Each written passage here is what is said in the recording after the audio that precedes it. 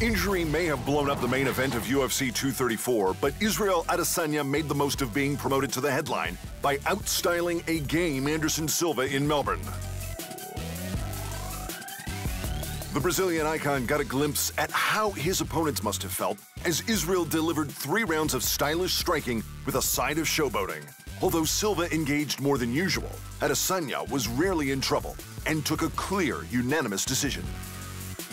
Earlier, the card had been thrown into turmoil as middleweight champ and headliner Robert Whittaker was rushed to hospital with a collapsed bowel and internal hernia.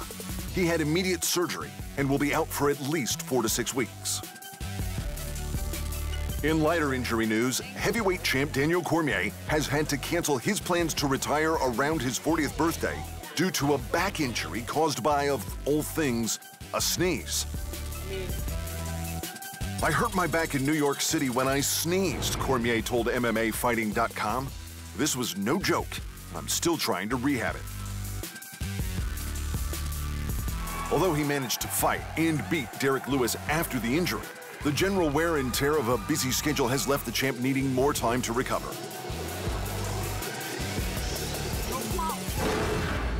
In the boxing, Gervonta "Tank" Davis has put the Super Featherweight division on notice by stopping Hugo Ruiz in the first to retain the WBA title.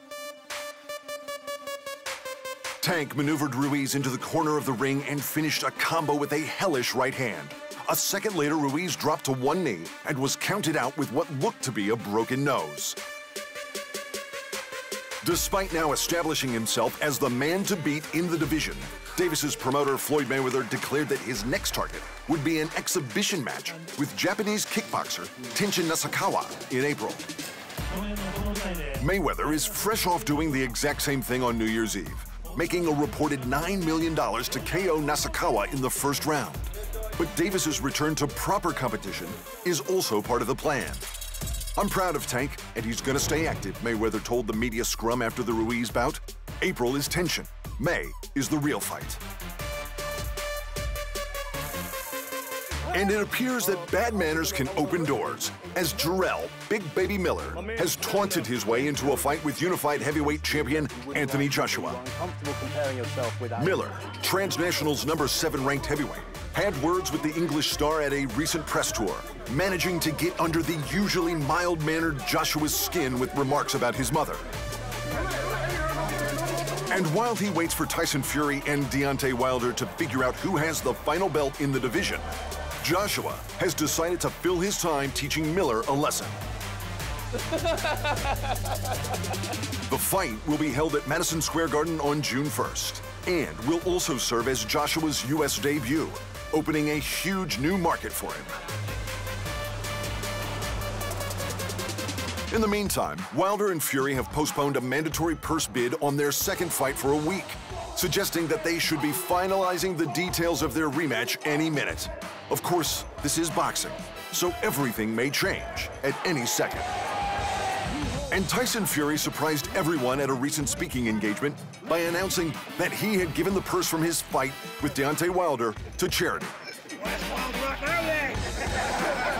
It appears that Fury has made good on his pledge to support the homeless and victims of substance abuse by giving somewhere between $3 and $9 million in assistance. Adesanya and Silva's martial arts masterclass won fight of the night at UFC 234 in Melbourne. Montana De La Rosa pressured her way to a performance bonus, and Devontae Smith's 1-2 also scored him a nice check. At Bellator Newcastle, Patricky Freire took a tight split decision over Ryan Scope, and Corey Brown heel-hooked Geordie Shore star Aaron Chalmers. And in the boxing, Jose Ramirez shaded a majority decision over Jose Zepeda, while Ray Vargas took an ugly unanimous decision over Franklin Manzanilla, defending his WBC title and moving to 33-0.